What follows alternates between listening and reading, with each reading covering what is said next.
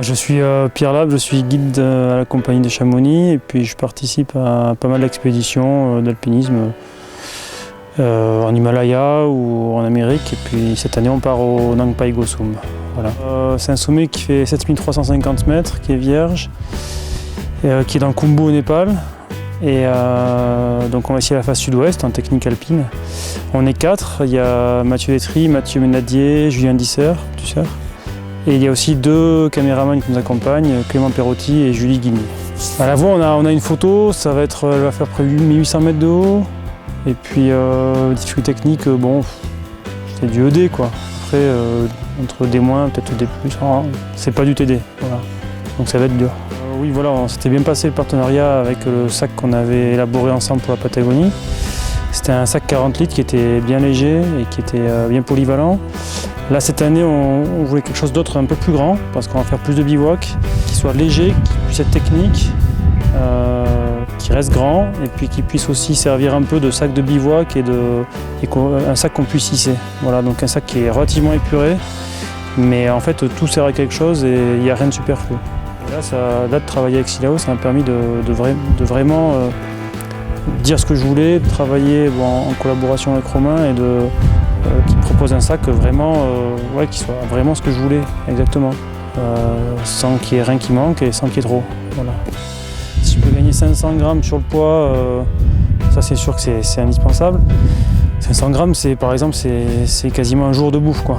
Donc ça fait un jour de plus dans la paroi, si on compte pas le gaz. Mais bon, sachant qu'il est quand même confort parce que les bretelles sont bien épaisses et sont confortables, et qu'il y a quand même une ceinture ventrale qui, bien que fine, est quand même utile. Voilà. Donc du coup, je perds très peu en confort, mais je gagne presque un jour en plus. Voilà. Voilà, donc on avait demandé pour le confort de portage des bretelles Easy double. Donc ça c'est, même si le sac est lourd, ça reste confortable. Une mousse fine, mais quand même isolante pour le dos. On avait demandé aussi des grandes sangles ici pour mettre des tapis de sol et pour pouvoir le compresser. Il y a 3 poches de rangement, une petite ici pour tout ce qui est le masque, la frontale, une ici pour la bouffe de la journée. Après une grande poche sur le dessus, qui permet aussi d'avoir un accès sur le dessus du sac. Donc ça c'est pour tout le reste, avec une petite jupe qui sert en cas de bivouac ou pour agrandir le sac. On ne voulait pas de rabat parce que finalement on utilise des élastiques comme ça pour ranger soit des fringues supplémentaires, soit des crampons. On voulait pouvoir hisser le sac, donc on avait demandé des sangles solides pour qu'on puisse trianguler et hisser le sac de manière un peu rectiligne, qui soit pas de travers.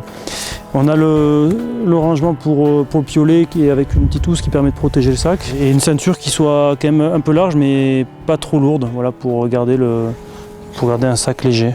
Voilà, c'était ça. Et ça c'était pour aussi protéger le sac en cas de hissage. Voilà. Donc du coup on a un sac super polyvalent qui est léger mais qui reste grand et pratique.